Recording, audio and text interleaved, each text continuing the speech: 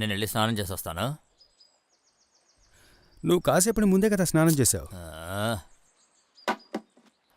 చెరువులో అంత నీళ్లున్నాయి కదా, నేను స్నానం చేయడం వల్ల పాడైపోతుందా ఏంటి?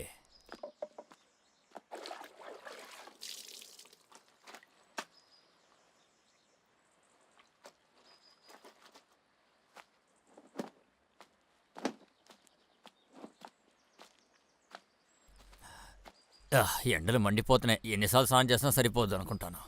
తమ్ముడు, ఇది గుండెల్లో ఉండే వేడి, అంత సులభంగా చల్లారదు.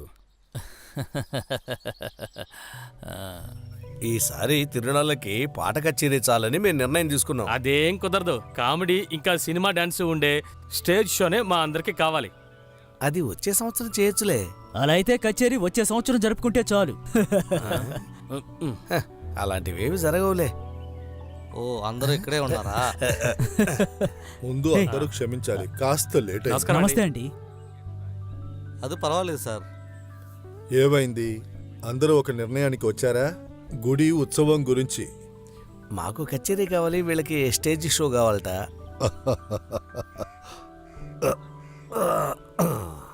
రెండూ కలిపి చెయ్యలేం కదా. మేము ఎలాంటి నిర్ణయం తీసుకోలేకపోతున్నాం. ఇక నుండి మీరు చెప్పినట్టుగానే చేస్తాం. అవును, నేను ఏం చెప్పినా మీరు ఖచ్చితంగా వింటారు కదూ? అడుగుదాం, మీరు చెప్పండి. నన్ను ఆ కులశేఖరన్ గ్రూపులో ఉన్న నాటకం వాళ్ళు చూడ్డానికి వచ్చారు. ఎందుకంటే మన గుడి ఉత్సవాల్లో వాళ్లే నాటకాలు వేస్తూ ఉండేవారన్నా. ఇప్పుడే కదా ఈ స్టేజ్ షోలన్నీ వచ్చాయి. కానీ సార్, డ్రామాలు ఈ కాలంలో ఏంటి? ఆస్వాదించే మనసుంటే అన్ని కళలు ఒకటే. ఆ నాటకం వాళ్ళందరూ చాలా కష్టపడుతున్నారు ఇప్పుడు. అందులో నటించే నటీనటులకు వాళ్ళు జీతాలు కూడా ఇవ్వలేకపోతున్నారు, అంత కష్టపడుతున్నారు. మనం ఎంత తక్కువ డబ్బిచ్చినా వాళ్ళొచ్చి డ్రామా వేస్తారు. కాస్త పెద్ద మనసు చేసుకోండి, పేదవాళ్ల జీవనాధారణ కోసం. వాళ్ళు రేట్ ఏదైనా చెప్పారా? మనం ఇష్టపడి ఇచ్చేది వాళ్ళు తీసుకుంటారు. వాళ్ళు మన గుడి ఉత్సవాల్లో డ్రామా వేస్తే అవకాశాలు వస్తాయని నమ్ముతున్నారు. మీరు అలా నిర్ణయం తీసుకుంటే అలాగే చేద్దాం. నేను మీకు ఇంకో విషయం చెప్పాలి.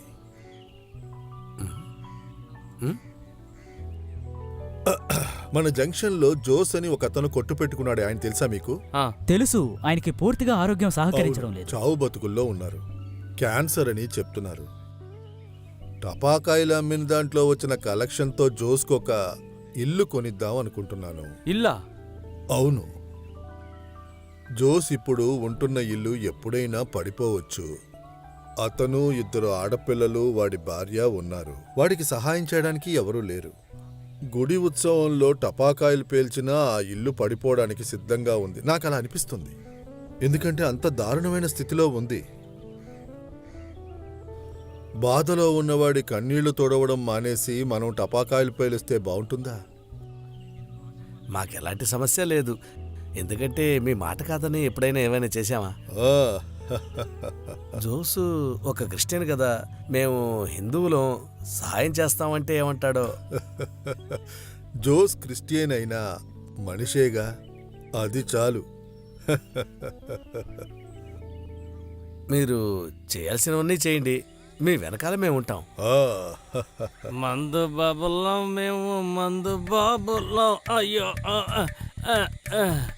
మందు కొడితే మాకు మేమే మహారాజుల్లో. చూసావా, మనోడు ఈ రోజు కూడా 4 ఎంత ఫిట్ గా ఉన్నా తను కరెక్ట్ గానే వచ్చేసాడు. లోకల్లో నా పంచి ఎక్కడుంది? ఇది ఎప్పుడు ఊడిపోయింది? పడిపోకుండా ఇక్కడ ఎక్కడా నొచ్చి కూర్చోరా. అయ్యో,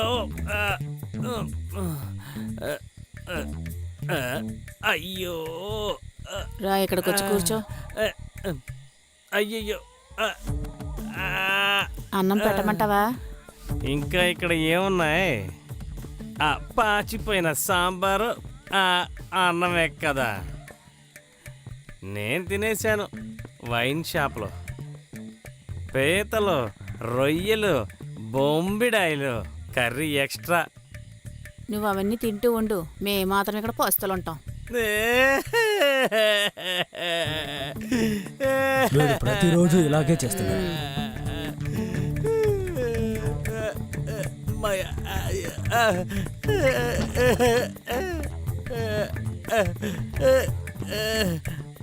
తల రాత ఎందుకురా ప్రతిరోజు ఇలాగే తాగొస్తున్నావు? చూడండి, మీకు చాలాసార్లు చెప్పాను నాకు అడ్వైస్ ఇవ్వద్దని. ఎక్కువ మాట్లాడారో నేను ఆ యమన్ వేణుని పిలిపించి నీళ్ళు ఇప్పించేస్తాను. జాగ్రత్త. ఓరి దేవుడా.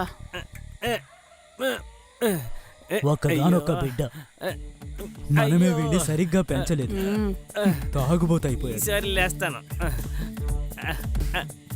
అయ్యో, ఇదే బాగుంది. ఇలాగే ఈ ఇంటికి వెళ్ళిపోవచ్చు.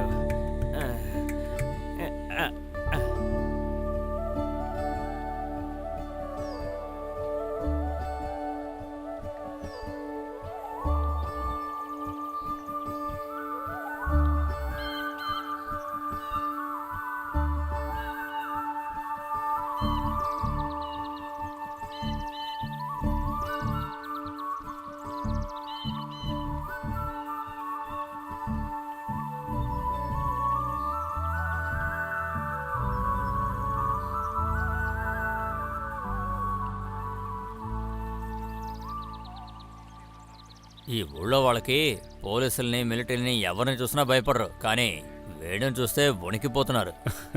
ఒట్టి వేణు కాదు, యముడు వేణు. నువ్వేమైనా యముడికి మరో రూపమా? ఆ, నువ్వు ఇచ్చే నీళ్ళల్లో విషం ఏమైనా కలుపుతున్నావా ఏంటి? అందరూ వెంటనే చనిపోతున్నారు. నేను విషం కలుపుతున్నానని నువ్వనుకుంటున్నావా? అలానే కాదు. నిజం చెప్పాలంటే నాకంటే పెద్ద యముడివి నువ్వే. నేను చావాలనుకున్న వాళ్ళకి నీళ్ళిచ్చి చంపుతున్నాను. నువ్వు చంపడం కోసం టైం బాగలేని వాళ్ళని నరికి చంపుతున్నావు. నేను డబ్బు కోసమే యముడుగా మారుతున్నాను, కానీ నువ్వు